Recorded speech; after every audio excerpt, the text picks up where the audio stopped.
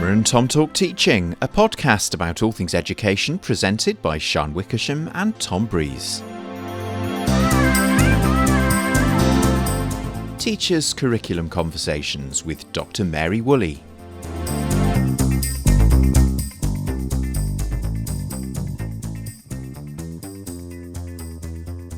Hello and a warm welcome back to the podcast where I'm joined by Emma's stunt double, Sian Wickersham. Hello everybody, I'm back. She's back, and which is quite useful because our guest is a friend of the podcast who I've been doing a lot of work with, Dr Mary Woolley from Canterbury Christ Church University. Hello Mary.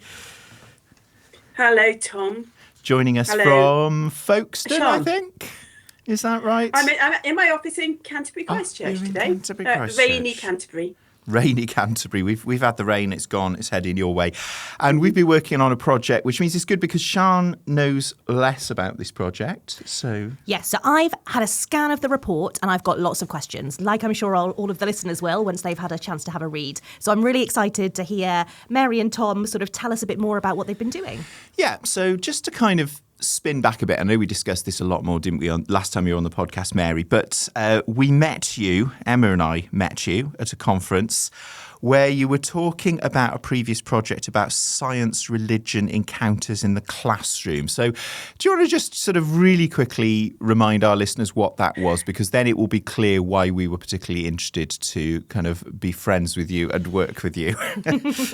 Yes. We have a team of people here at Canterbury Christ Church who are interested in what happens when scientific concepts come up in the RE classroom and what happens when religious or ethical concepts come up in the science classroom, and how do teachers explore that and deal with those things when pupils ask those difficult questions. And one of the things that emerged from that was looking at the relationship that teachers have and the understandings teachers have of those different subjects. And we found that RE teachers didn't really have the same understanding of what was going on in science as science teachers did, and vice versa. And so we found that there wasn't much conversation going on between those teachers. And that when we met Tom and Emma, I think we then became interested in what conversations are teachers having in Wales at the introduction of a new curriculum. So we've got curriculum reform, really exciting time, but what opportunities are teachers having to talk to one another as they really put that curriculum into practice in their classrooms? So you can see, Sian, as a person living here in Wales, working here in Wales, why that was of interest to us. Yeah, absolutely. And I think as a primary teacher and primary specialist, cross-curricular working is obviously something that is quite baked into how we teach primary in this country, whereas obviously in secondary it's been a real shift, I understand. So yeah, I was really interested to kind of read about how that shift is happening in some areas and then maybe less so in other areas perhaps. Yeah, there's plenty in the literature or kind of looking forwards towards curriculum for Wales when it was being proposed and co-constructed, particularly by a friend of the podcast, Dr Judith Neen, suggesting that this idea of breaking down the boundaries between subject disciplines was going to be more tricky in secondary than in primary for various reasons. So Mary, we hopped on the bandwagon of your research centre with Professor Bob, and we managed to get some funding. Yes, we did. So Templeton World Charity Foundation is funding us, and there's 3 stages to the project. The first is reported here, as in it's just a survey trying to take a snapshot of what opportunities teachers have and the quality of their conversations. And then the second part, we went into a school in Wales, didn't we, Tom? And we delivered some CPD and we recorded lots of conversations between teachers, and we're just working our way through those. So watch this space for some findings about that. And then we're also looking to set up some professional learning opportunities and some more opportunities for teachers' conversations over the next few months. So this is very much just the beginning of this project we've been lucky enough to work on. Yeah, so Sian, as someone coming into this cold, we've got a report in front of us here about the survey that we did, and this was just trying to find out what secondary school teachers were up to, really, in terms of this idea, first proposed by Donaldson in 2015, over 10 years ago now, this idea that if subject discipline boundaries could be broken down in a meaningful way, learning and outcomes should be better. And we've got some interesting findings there. I mean, as someone coming at this a little bit cold and also from outside of secondary world, I suppose, what kind of jumped out at you? I think some of the positives really jumped out at me. I was quite surprised, actually, at how high some of the numbers are in terms of the 88% of teachers talking several times a week or once a week to colleagues about the content that they're teaching. Like, to me, that does seem quite high. You sometimes get this kind of stereotype of teachers being stuck alone in their classroom and never having a chance to talk to each other. And actually, that kind of debunks that a little bit, doesn't it? It seems like this stuff is happening perhaps more than we would expect, perhaps. But then I think the stuff across different AOLEs and how low those numbers are is quite interesting. So maybe this idea that we've sort of replaced subject departments with AOLE departments, perhaps, because obviously there are some really big cross-curricular links between different AOLEs that have been sort of separated. So I was sort of interested how low those numbers were. So yeah, some of the positives and some of the negatives really jumped out.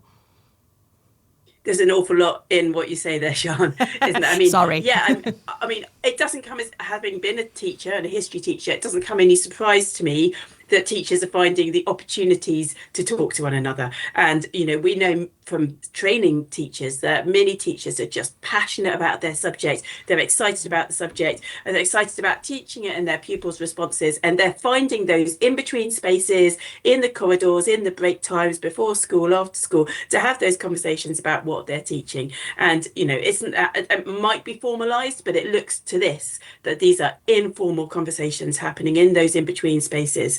But yes, it's interesting then, isn't it, that the majority of those are happening in the subject and some of those are happening in the AOLE, but there's far fewer of those conversations happening outside the AOLE, or that's what the teachers in the survey were reporting to us.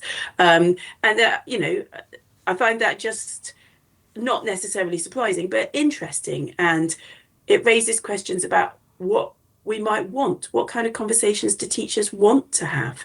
And what would be good for the curriculum and for their students? Yeah, Dr. Judith Neen's paper several years ago now suggested that one of the issues in secondary was that teachers have a really strong sense of their subject as being kind of their thing and were really, really wary about having anything to do with other subjects, I suppose, really. Although, on the other hand, they did sort of think there was a potential for it to be good and interesting and exciting and enriching, but they really did feel that subject name in front of the word teacher, you know, on their job title was something really, really important to them. And I suppose, Mary, we were kind of less surprised, I suppose, that they tended to stick within their AOLEs. But yeah, the options are there, aren't they, to talk to other ones? So in the Science Religion Encounters project, we had an anecdote that we would use, and it was actually about a child who in one week was going from learning about the Big Bang in RE and also learning about the Big Bang in physics. But the RE teacher didn't seem to know that the physics department was doing that, and the physics department didn't seem to know that the RE department was doing that. And in terms, we could just leave that child to make those connections for themselves and to look through those different perspectives and disciplinary lenses and come to their own conclusions. But we can't help thinking there would be more coherence if the science teacher was aware of what was going on in RE, and if the RE teacher was aware of what was going on in science, and you could help pupils make those connections and see the different perspectives and look at the different ways of knowing that are being explored within those different subjects or disciplines, really. So whether it's curriculum is disciplinary or interdisciplinary, I think there's a great deal that teachers can learn, especially at a time of curriculum reform when the subjects that you're teaching might be quite different actually to the subjects you learnt 10, 20, 30 years ago when you were at school.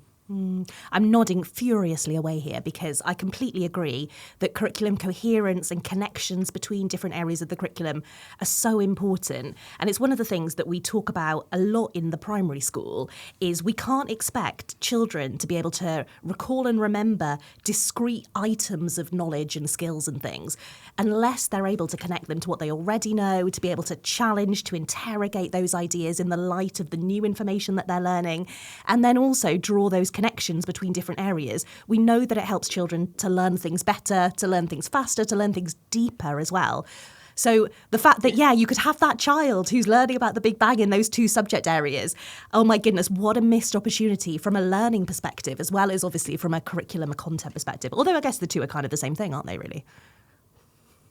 Yeah, and then we come to something which we're not necessarily going to focus on today, but some of those big issues, those transdisciplinary issues that cross multiple subjects.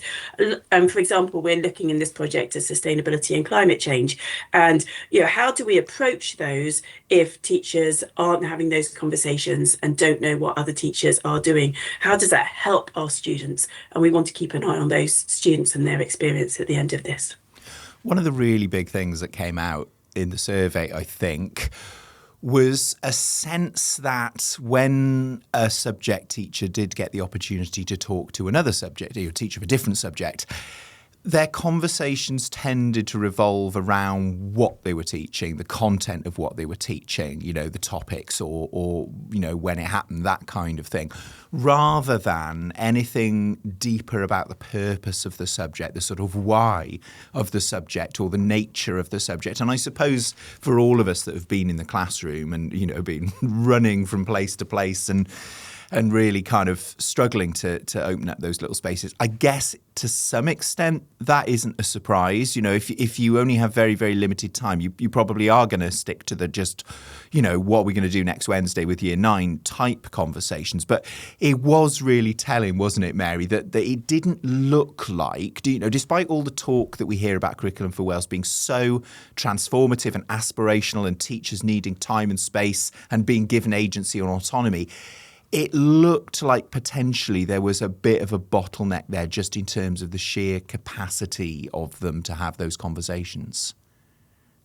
Yes. I mean, obviously, there are limitations of the survey. We don't, just because the conversations are less frequent, it might be possible that teachers are meeting up once a month and having very deep conversations about the purpose of what they're what is on their curriculum and why they're teaching what they're teaching, and those kind of select and deploy conversations that teachers need to have in terms of their longer term planning. So there are things that we don't know and that we want to go on and perhaps explore further. But yes, it does seem that the predominance of conversations is about what is being taught. And again, is that, what did you just do? Where are you up to with Year 7? What are you doing next week? Do you need the textbooks? Or is that some other conversation about, did you decide to do this aspect of the content, or did you decide to do this aspect of the content? So, it's always the way you're kind of open to Pandora's box of possibility and what these conversations might be. And we're just reporting on this snapshot at the moment. But we hope over the project to be able to get a bit deeper in finding out more about what those conversations consist of. Yeah, and I think as well, the sort of practical considerations, the time and space stuff is really interesting to kind of reflect on as well. This idea of we would have the conversations if we had the time to. So maybe we do value them, but maybe not enough to prioritise making the time. And then also kind of jumping back to the AOLEs thing, I am sort of struck whenever I go to a secondary school, they are huge places, aren't they? Like, how often does the humanities department stand next to the maths department in the corridor? Probably never, because they're in two completely different buildings. And again, there's that kind of the actual kind of physical architecture of the school that could potentially be really affecting some of this stuff. And that could vary, right, school to school. Absolutely. And I think physical architecture has a lot to do with it, and those opportunities, whether there is a staff room where teachers come together, or whether people have departmental offices. I know Catherine Byrne a while ago now has written about that in her looking at the conversations that history teachers had.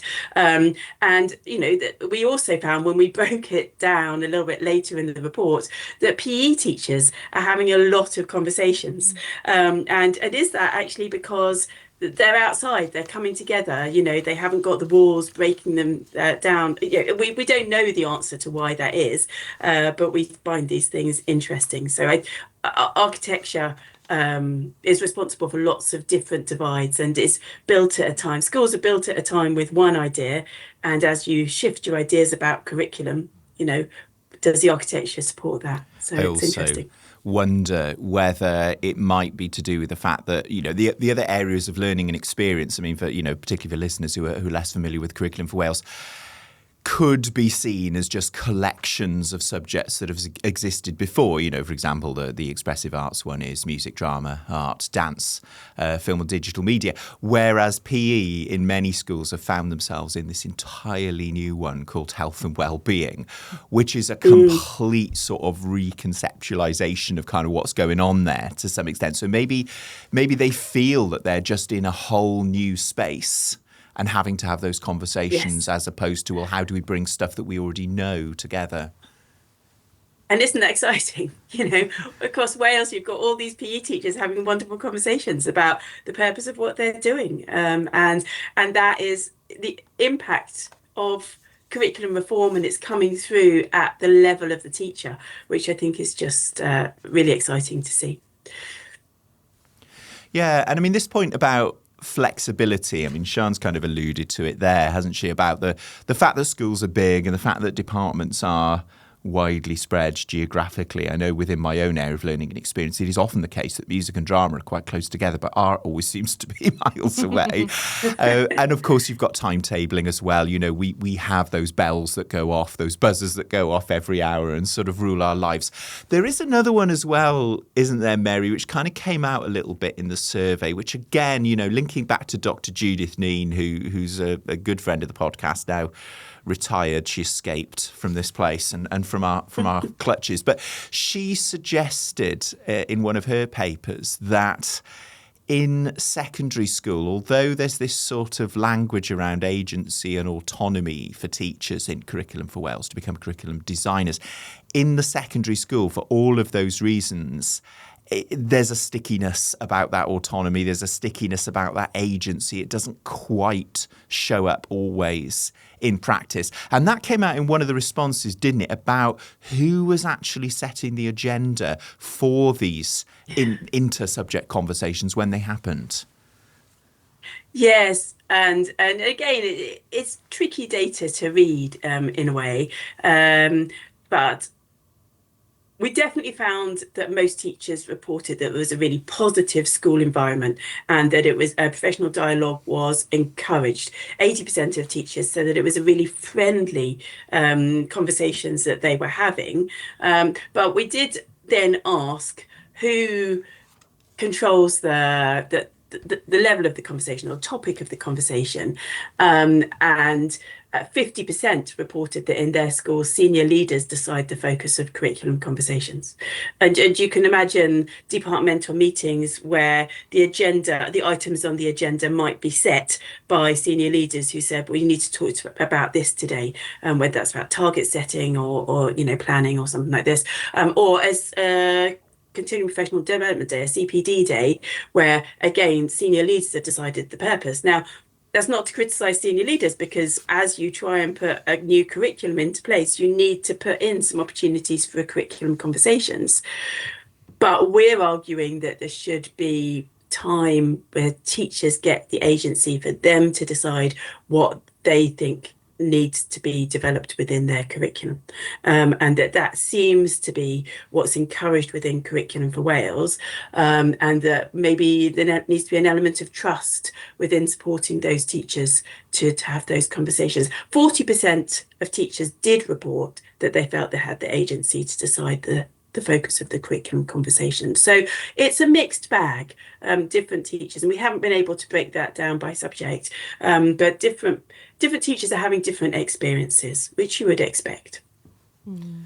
Question for Sian now, actually, because you've come to us having worked in a relatively senior role in a multi-academy trust in England. Yes, I have. You're going to confess in a past life. Yeah, in a past life. Where are you going with this? Well, where I'm going with this is that I am really interested in this question of how we sort of open up these spaces for these, everybody agrees we want these discussions to happen, but there's some suggestions in the data that perhaps those spaces aren't opening up in quite the way that people want in secondary, either because people don't have time, or perhaps there's the agenda being set from elsewhere and all that sort of thing. And I'm just kind of interested, because I've never worked in England in a school. You've got this multi-academy trust system where it's often sort of presented to us over the border that, you have no agency, no autonomy. It's all coming down from some person, you've barely ever met from somewhere else.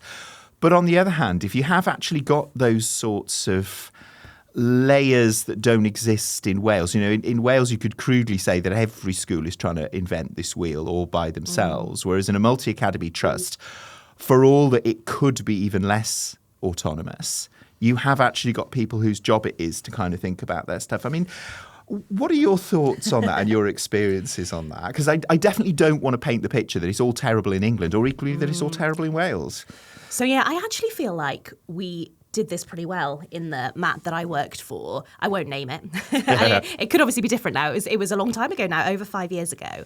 And I remember when I joined the Multi-Academy Trust from a kind of a local authority school, we had subject networks in the Academy Trust in a way that, so I was at the time the history lead, I think, and there was a history leads subject network. So all of the history leads from all the schools in the Academy Trust got together, and we would have professional learning around how to lead history. And that was the first professional learning that I'd ever had on how to be a subject leader. So that's kind of from a primary perspective. And it wasn't that we were being told, you need to discuss X, Y, Z. It was more, here are some things that might be useful for you to do in your school with your teachers to develop and improve the teaching of history across the primary school. And then the same went with our secondary heads of department. So it would all come from a heads of department perspective. And this as well, I think, is an interesting thing. So obviously in Wales, we have all sorts of different kind of leadership structures in schools. And now you might have an AOLE lead as opposed to a head of department and things like that. Whereas the Academy Trust sort of specified that each subject needed to have someone who was ultimately responsible for that subject. So those people would then get together and again would have some professional learning around this is what it might be good to talk about in your department meeting. And yes, some of that would be your more nuts and bolts, your timetabling, your targets, your data, all of that stuff. But then other stuff would be more of the deeper conversations around subject and around curriculum. But then we also had quite a lot of kind of set curriculum. Not so much at secondary than at primary, but I wouldn't be surprised if that's changed in the 5 years since I left. It was kind of, the writing was on the wall, I think, for people being able to make their own curriculum decisions a little bit. So there you go, that's my little overview. It was definitely cleaner, definitely cleaner. But I don't know, because I'd written down on my notes here, with that point around 40% of teachers being given agency to decide the focus of curriculum conversations, I've written down sort of, is this a bad thing? Like from a school improvement perspective, I can totally understand why a senior leader might want to specify what it is that we want to be talking about. It's that balance, isn't it? Yeah. And it comes back to the quality of teachers, really. But, I can imagine there's many teachers coming in from Tom's course that are quite passionate about music and the kind of changes they would like to see on the music curriculum. And I think there's a balance to be had, and harking back to something else you were saying there, it's important. I mean, I know lots of people on our team passionately believe in, as well, the power of the disciplinary conversation. So we're not arguing to not have that. I really would like, history teachers to have an opportunity to come together with history teachers. And I am, as I say, I train history teachers and talk about that. And being able to do that, I think that comes up again really in this report. People are looking for those opportunities to do that both within and beyond the school, and actually through having a conversation within your subject, you're then maybe able to articulate your subject better when you're having a conversation with somebody who's not in your subject. So I think one of the questions we asked about was what would help teachers have deeper conversations with colleagues in other subjects. And one of the things they came back with was subject-specific networks to support professional learning. And we thought that was interesting because they weren't asking for deeper subject knowledge. They were asking for kind of more opportunities for communities and networks and so on, perhaps beyond the school, to build that confidence, I think, in new ideas about how to teach the subject, or seeing what other people are doing and being able to share. Yeah, I mean, this chimes exactly with an experience we've had on the PGCE secondary here, trying to tackle this idea of working across subjects, where I think initially we slightly miscalculated how difficult this stuff is. And we started from the point of asking our subject specialist secondary student teachers to start working and explaining their subjects to other subject specialists. And after that, when, it was really, really hard, we realised that actually we needed to start from an earlier point in that learning process. We actually had to give time for them to get their own story straight about what their own subject was and wasn't, and what was kind of important about it. And it led me to reflect on the fact that having got rid of the curriculum, last version 2008, in which subjects were sort of there and they were named and they were defined, we've suddenly got a need, which we didn't have before to the same extent, to be able to get our story straight about what our own subject is. So I think in a funny sort of way, I think perhaps we all got a bit distracted in secondary, both in ITE and in schools, in some schools, with this idea of jumping straight into working across subjects. And now there is a sense that people are realising that getting your own story straight is important. So those subject-specific networks feel like they are an essential prerequisite to having these discussions.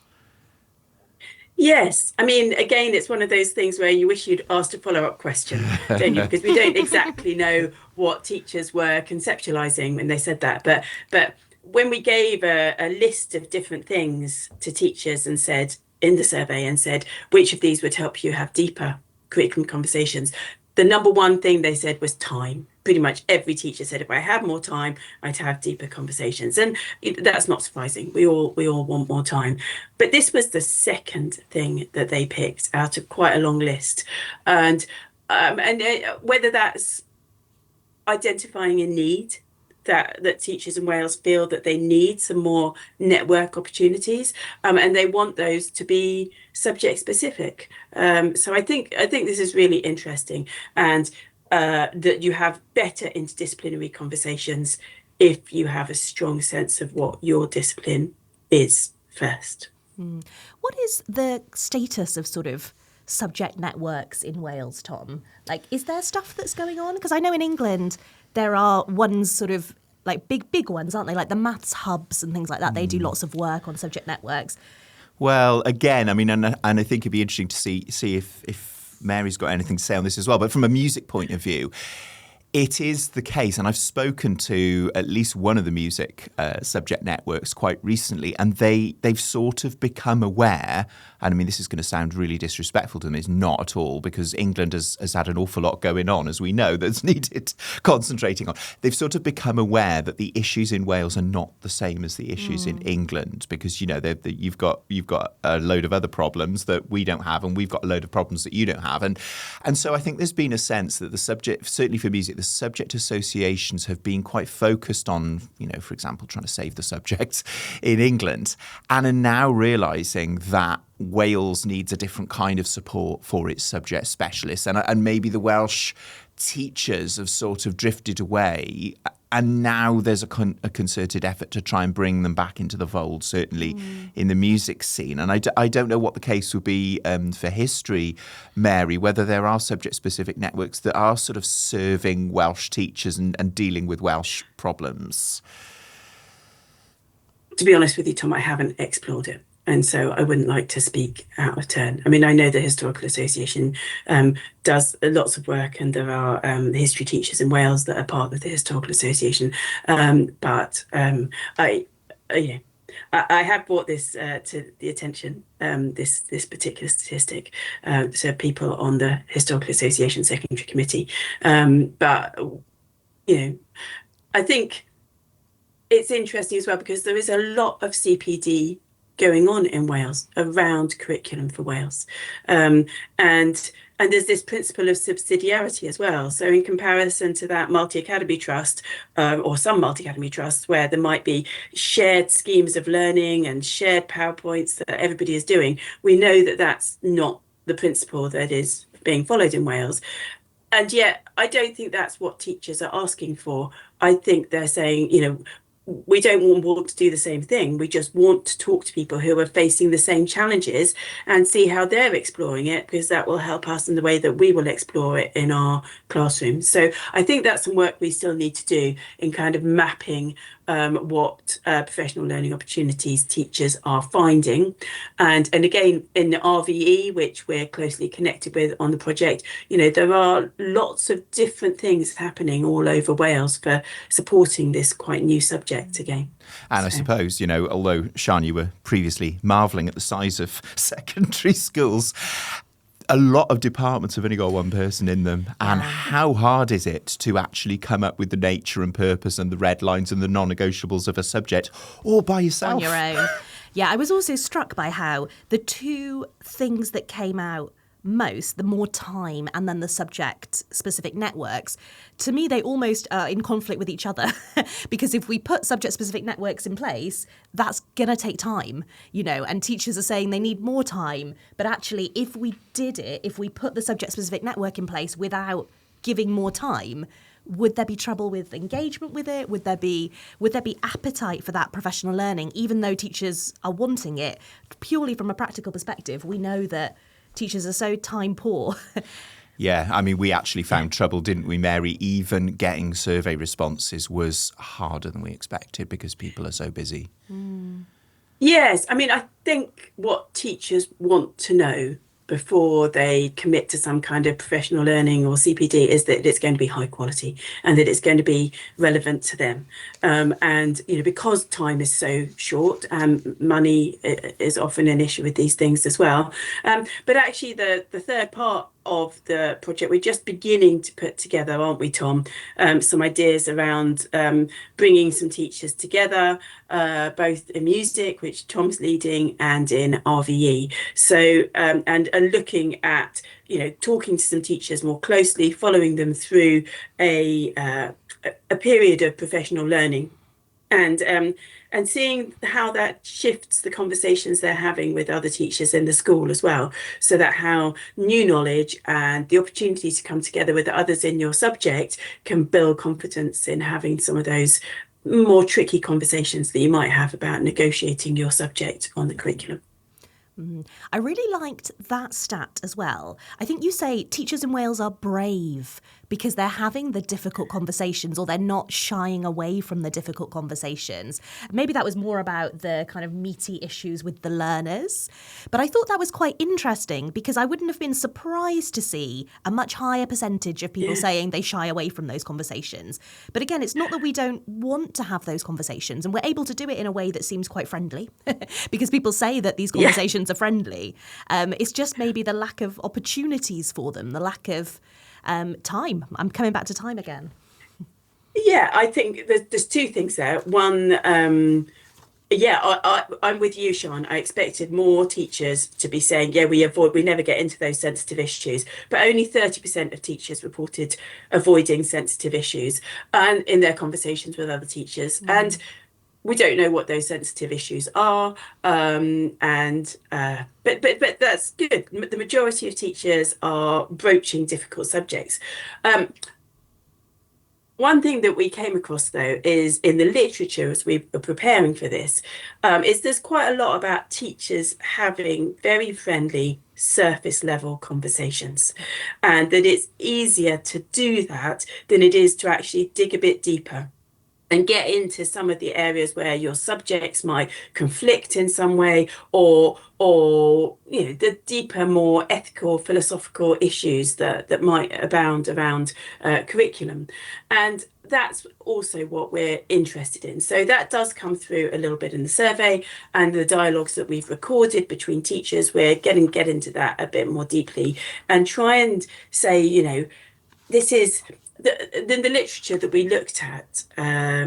They talk about surface level conversations at one end of the spectrum, and at the other end of the spectrum, something called critical colleagueship, where you've worked with those people and you know those people well, and you can take criticism from them. And you know that in taking criticism from them, it's going to actually improve your curriculum offer or improve your teaching in some ways. And I think as we think about the colleagues we've had over the years, we know which ones, don't we, that you say, oh yeah, no, that's all going very well, thank you very much for that. And the ones who go, okay, well, here I'm willing, I think Tom and I are getting towards the critical collegiate end of things now, aren't we, Tom? With gloves off, and we're able to tell one another what we think. But that takes time, in sense of a chronological time, not just in one conversation that you're actually going to get in there and get the gloves off and tell people what you think. So it's about time to build those relationships. There's also a real danger, isn't there, we've said this in various other episodes, I think, of offending somebody else by kind of thinking things about their subject which they don't like. I mean, maybe this is an arts thing, I don't know, but there are cliches around the arts subjects which you've got to be a little bit careful. I know Fortley and Savage talk about the cherished ideas and ways of thinking that every subject contains. And I know we've used that as a guiding quote down here, because you can say something about what goes on in somebody's subject that can really kind of do an awful lot of damage to your relationship with them. And then we're back to understanding the nature and the purpose of subjects, aren't we? Yeah, and I think so. And we all have our little jokes, don't we? I mean, I might have said something about geography at some point in my career as a history teacher. But when we go back to some of the work on science and religion, actually, that started off at the beginning of these projects, there's work that talks about respect. And there is a need for mutual respect. And that's within the literature on science, religion, rather than on school subjects. But I think if what we want is that pupil to experience curriculum well, that broad and balanced curriculum across all subjects, then we need to make sure that beyond the jokes, we're showing a real knowledgeable respect for all the subjects that are on the curriculum and that these pupils are expected to take part in, really, on a daily basis. I don't think we can do that without knowing what is happening and why it's happening within other subjects, which comes back to the importance of finding time for these conversations. I'm sort of interested in this idea around respecting each other's content, respecting each other as teachers, and then the level of trust that it comes to there as well. Because sometimes I think when there is that potential lack of respect, maybe on some level, or maybe just a lack of understanding is a better way of kind of thinking about it. We do slip into saying these things to each other, but also potentially to the learners, that can sometimes really damage a relationship with a whole subject. So on the primary PGC, I teach mathematics and numeracy. That's my kind of primary subject. And in my very first session, I remember when I started here, one of my colleagues here said to me, "You're going to need to spend a little bit of time talking to them about how we don't hate maths and numeracy." And actually, maths and numeracy is something that we all need to become good teachers of, and we need to value and we need to model that. And I thought to myself, that's ridiculous. I'm not going to say that. So I sort of asked the question, like, who here would feel confident teaching maths and numeracy? And I get sort of one or two hands.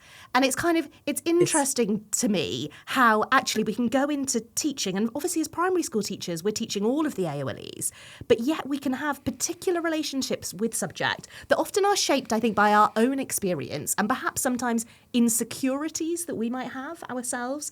And then they can really shape our attitudes towards that subject, full stop. And I wonder whether there's something in that a little bit, like we're almost scared of each other a little bit. And I think for some subjects, we have quite a childlike version of it, Yeah. because of the way, the curriculum in both England and Wales leads towards basically doing 3 subjects at A level, or, if you're going to do A levels. And we become specialists very early, and we drop subjects at 14, or in some schools in England, even younger. And so this childlike version of what that subject is, I mean, the research on maths is extraordinary, isn't it? There's children as young as 2 will have a negative view on maths based on their mothers and what they say about maths. But I think we can extrapolate from that, and history's just boring, it's all in the past, and religion, why would you want to study that? We don't do that in our family, and and so on. And these, I think, that's why we need to be really strong within our subject communities of understanding and sharing the purpose of our subject. But I think we need to be able to do that across our teaching communities as well. And if it's worth, my child spending 80 hours of the year in your lesson, then tell them why it's worth them doing that. And make sure that those pupils understand why they're there, and let's have a respect and a knowledge-informed respect of what those subjects are doing for those pupils on the curriculum. Yeah, and all the more maths, better. I'm aware that we're running towards the end of our slot in this studio, but it's nice that we've ended there with maybe a sense that we've got things to learn from primary, those of us in secondary. Oh, maybe. No, certainly that this kind of thing about primary teachers, needing to get to grips with teaching things that they may have had a bad relationship with, in their own schooling, suddenly becomes relevant to us in secondary because, I was doing expressive arts AOLE last week, music, drama, art, and people had usually dropped the other 2 subjects at 14 and they were coming together. So there's definitely loads in there. I suppose we should look forward now, Mary, to what we're going to be doing next in the project. I know you sort of hinted at it in an earlier answer, but just particularly so our listeners can perhaps be, on the alert for it happening. What are we up to next? So I think you, Tom, are going to be organising a little bit of professional development for a small number of music teachers. We're going to be asking them to have some conversations with other people in their schools, see how those conversations develop in response to that. And we're also going to run some sessions for teachers of RVE. And in some ways, we have chosen those subjects. I mean, partly because it fits with the subject knowledge and the expertise on the team, but also they're subjects which can be quite isolated within a school community. And I think they fit with this pattern of quite often people have dropped those subjects quite young, or they, and they don't necessarily have a mature understanding of what those subjects can offer. And the subjects need to fight for their position on the curriculum and for other people to understand those. And what we're hoping to create actually is some professional learning resources that show examples of where teachers are having deeper dialogues, and to give teachers the opportunity to get to that point, and to encourage schools really to value those conversations that teachers are having about the curriculum, both within and across subject boundaries. Yeah, that sounds really exciting. And that point that you made just at the end there around actually schools valuing the conversations is quite important, isn't it? Because if we value the conversations and we can see examples of what that looks like, and we think, I want this for my teachers, then maybe we're going to make time for it as a leadership team. So here's an anecdote from Estonia, Sian. I was speaking about this project at a conference in Finland. I was lucky enough to go over there. And at the end of my presentation, a teacher from Estonia came up to me and she said, well, we do this in my country. Every week we have an hour when we're expected to talk to a teacher from a different curriculum subject. And therefore, over the year, we find out about lots of different subjects and what they're doing on the curriculum. So in some ways, it sounds like this is hugely aspirational. But in other ways, Estonia doesn't even have interdisciplinarity on their curriculum. It's a disciplinary curriculum, but teachers are finding out what other teachers are doing in the school. And I think that if we're talking about teacher agency and we're talking about curriculum reform feeding right the way through from government policy shift right the way down into different classrooms, then we need to be looking at the different processes are involved, and the conversations teachers are having needs to be at the heart of curriculum reform. Lovely. Well, I think we'll leave that a deep dive there before I expand on the need for more non-contact time for teachers and make myself unpopular with our government overlords again. Let's move on to the famous short slots. And Mary, you've done your homework because you're very good. What have you got that is interesting? Well, the full report, I mean, we've just touched upon the surface, what we've called the executive summary, haven't we, really, in this conversation? But we have also broken that down by different AOLEs, haven't we, Tom? And we've broken it down according to some of the different subjects and looked at the different conversations that the teachers are having. So, I could happily spend the next year writing about some of this data, really, and it gets, we want to know more. It's only a survey, it's just taken a snapshot, but we think that's exciting. And within that also there's lots about sustainability and climate change, but we might talk about that another time. And all of that is on a very nice Substack called Nicer News. Yes, and we'll put the link to that somewhere in here, won't we? We will, and I should probably clarify to listeners that it's not nicer because we only have nice conversations and unthreatening conversations. It's because the research centre, which has kind of hosted this project, is the National Institute for Christian Education Research. Did I get that right, Mary? Yes. Marvellous. Yes, you did. We do lots of work with the many Church of England and Catholic schools in England and beyond. Yes, so nicer news that is both nicer and from nicer. Something to try, Mary? So, well, I was doing a lovely impact evaluation for the Historical Association recently on teaching economic history, and one of the teachers recommended a book called Sea of Poppies by Amitav Ghosh, and it's been an absolute delight. It's kept me going through the 10 darkest weeks of the year, reading this trilogy in the kind of lead up to the Opium Wars in 1840, and I feel that the historical research within it has been fantastic, and I feel completely enlightened about a period of history and a topic that I knew very little about. So if you want a bit of reading to see you through, then go and have a look at Amitav Ghosh and Sea of Poppies. Brilliant, thank you. That sounds like it's right up my street, so I'll definitely get that. Great. And that brings us to the end of another episode. So thanks to Dr Mary Woolley, who's joined us from Canterbury today, also your colleagues Dr Emily Sayers, Katie Clemmy and Professor Bob Bowie. And from us over here in Cardiff, we will be back in your ears with something else in 2 weeks' time. Bye for now.